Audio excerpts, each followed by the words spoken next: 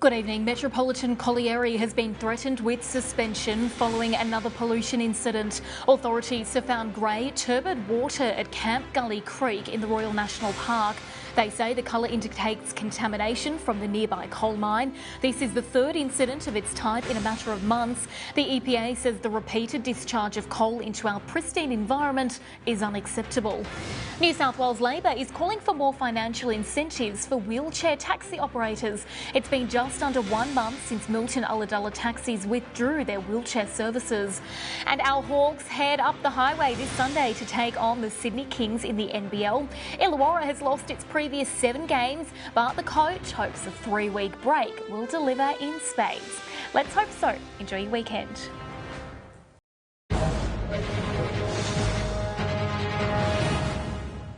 Good evening. There have been dramatic scenes in Ballarat as a police helicopter chased down a stolen car. Officers sighted the Nissan X-Trail with no plates in Kent Street at about 11:30 last night. The car sped off but was closely followed by the helicopter across multiple suburbs. The 37-year-old driver eventually dumped the vehicle in Wendouree before attempting to flee on foot. He was quickly arrested and is under police guard. There's been another spike in new COVID cases. Ballarat recorded 340 new cases in the last 7 days, up from last week's 262. Victoria recorded 20,398 new cases of the virus this week. And locals are gearing up for tomorrow's Ballarat Cup. This year's $500,000 premier race will see 15 runners.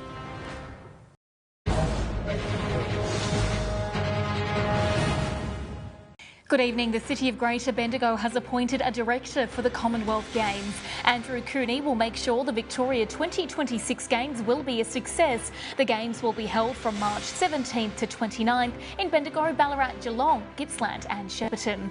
Bendigo could see an increase in paramedics if State Labor is re-elected. The party is promising to invest $16 million and add 40 mobile intensive care ambulance paramedics.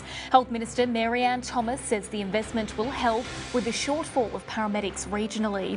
And the Gannawarra Shire Council is encouraging locals to have their say on the draft Community Amenity Local Law 2023 plan. The document outlines laws such as property maintenance, keeping animals, roads, vehicles, council land and law enforcement.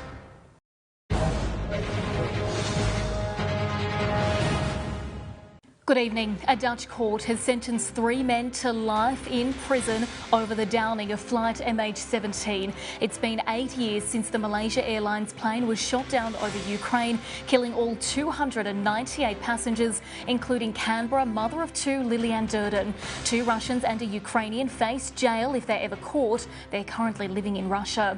Canberra has recorded another increase in COVID cases. There were 1,449 new cases this week, up from 1,194. The ACT government says it can't reveal hospital numbers due to technical difficulties.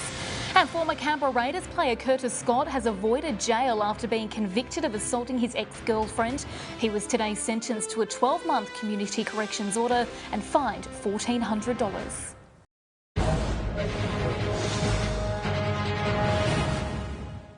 Good evening. Detectives have arrested a Sarsfield teenager for stealing a car in Bairnsdale. During a search, police also found stolen goods, car keys and illicit drugs. The 15-year-old has been bailed to appear before the Children's Court.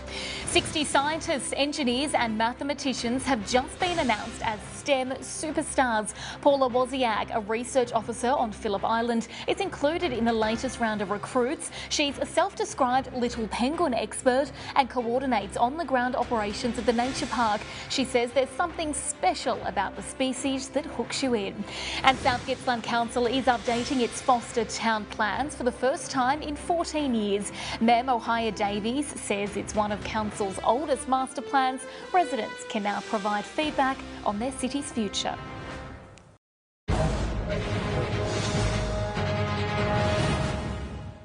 Good evening. There's been a shocking spike in COVID cases across the Hunter. The region's health district has recorded 3,024 cases in the last week. That's part of almost 28,000 infections across the state. The concern is that test rates are now still extremely low, with only 19 out of every 1,000 tests reported. Milton Ulladulla taxis in Gosford have announced they're cutting back on wheelchair accessible taxi services. It has prompted calls from the opposition to fast-track operator incentives and bring more inclusive access to regional New South Wales. And the Central Coast Mariners have become the first ever A-League team to visit the small island nation of Vanuatu. The team is there to take part in the Friendship Cup. It's also the home of Mariners defender Brian Kaltak. Good night.